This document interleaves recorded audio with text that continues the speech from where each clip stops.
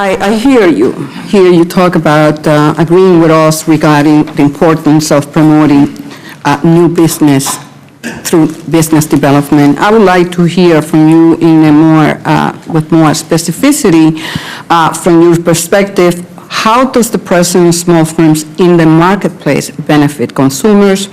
And in particular, what steps has the FTC taken to actively work with the small business community on competition issues? Besides showing me the guidance that is going to be made part of the record. I would say one of the most important benefits, though not the only one, is the one that you highlighted in your comments before, and that's the importance of innovation. The significance of having the new idea, the new form of organization come into the marketplace. In many instances, it is the small entrepreneur. It's the individual, perhaps working in a large organization, perhaps not, who has the idea about how to enter. So I'd underscore that as being perhaps the most important single benefit to consumers. We work, a large number of our programs seek to make sure that there are not artificial obstacles placed in the way of these individuals. And we do work through a fairly broad program of consultation with a variety of groups outside our walls, academics who study these circumstances, trade associations before whom we appear regularly to discuss our programs and to learn the convening of workshops and programs. These are all measures by which we seek to make sure that we understand what's taking place in these communities and can make effective policies to address these concerns. Mr. Sherman, enforcement of our nation's antitrust laws is critical to maintaining a level playing field and, of course, keeping markets open for small businesses. What kind of anti-competitive conduct do you see as posing the biggest threat to small firms, and how is the FTC working to counter those threats to entrepreneurs?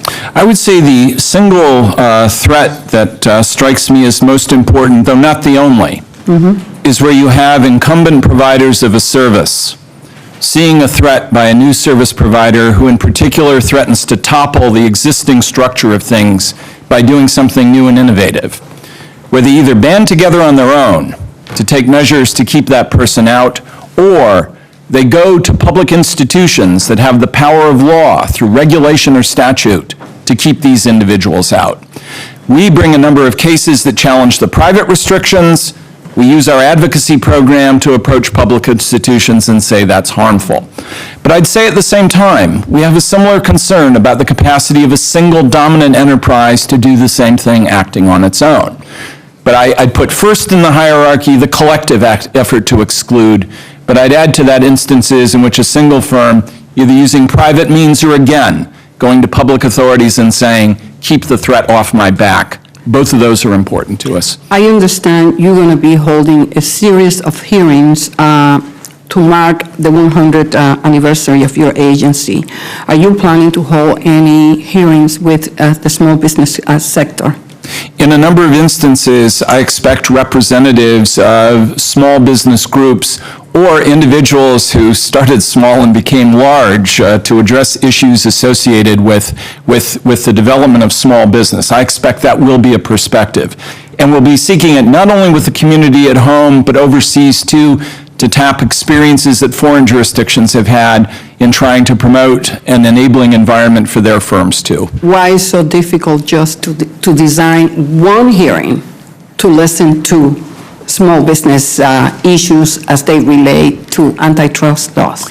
I found that since we're having perhaps a total of over a dozen individual events, I find, and I'm glad to discuss more with you in the committee about whether the structure of these programs might be reconsidered, I find it useful to have them as part of a larger mix of organizations to say, let me tell you how my own situation is similar to or different from the others. But I welcome the opportunity to speak with you, your colleagues, and your staff about considering whether this assumption is a sound one. I welcome that. The Justice Department recently issued a report on single firm conduct While the FTC and the DOJ held nearly 20 joint hearings, the FTC refused to sign the report. The FTC dissent stated the policies in the report place the interest of monopolies ahead of consumers and downplaying the risk of under-enforcement. How do the Commission's views differ from DOJ on monopoly policy? I think for myself, and I had my own statement in response, but I'll try to say what I think my colleagues might agree with to put my finger on one thing.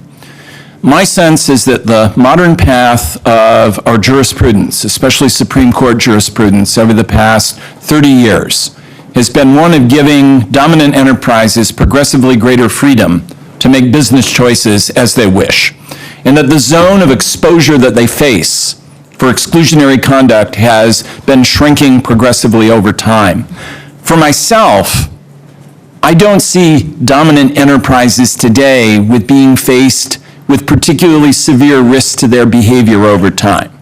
And with respect not only to dominant firms, but other areas of our jurisprudence, I think the Supreme Court's effort in particular to respond to what they think are infirmities in private rights of action are starting to encumber public enforcement authorities too. So that explains why you didn't sign.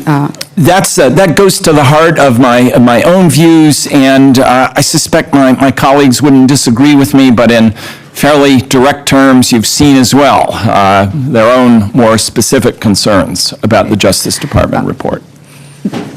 Last year, we held the healthcare antitrust laws in this committee. Yes, madam. And there has been a concern among small businesses regarding the lack of enforcement of antitrust laws by the FTC and the DOJ. While consolidation are up, the rate of merger challenges ranks amongst the lowest in modern history.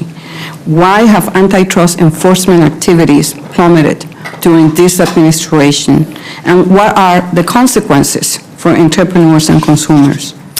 I hear that comment a lot, but it doesn't remind me at all of the agency I work for.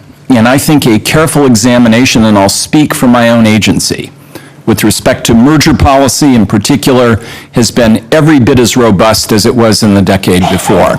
And I would be happy to review with you in more detail what I think the numbers show. But I'd even go farther to say that when you look at a number of measures that we have pursued in the federal courts, if anything, we have been trying to extend the zone within which we look at individual transactions at greater detail. So it doesn't really capture the agency that I'm talking about, and I think it's not just my intuition. I think, again, I'd be delighted to have a conversation with you in the committee about that this. in 2007, the Wall Street Journal disagreed totally with you when it says that the federal government has nearly stepped out of the antitrust enforcement business, leaving companies to make as they wish. Isn't it true that consolidation is up? I don't know that members of the committee would agree with me completely, but I'd ask you to accept the possibility that there are times when journalists lapse and perhaps don't always get it exactly right. Okay, answer my question. Is consolidation up or not? No, I think not. And not above levels in the areas that we're looking at that prevailed in the decade before. Now, we can have a larger conversation about whether. Okay, so let me ask you, in the area of healthcare, insurers, is consolidation up or not? I know there have been a number of transactions, but I don't see the ultimate level of consolidation to be at a range that would not have been permitted in the previous decade too. Now, I think it's a valid point for discussion about whether things are at the right level. You are telling me that consolidation with insurers is not up in this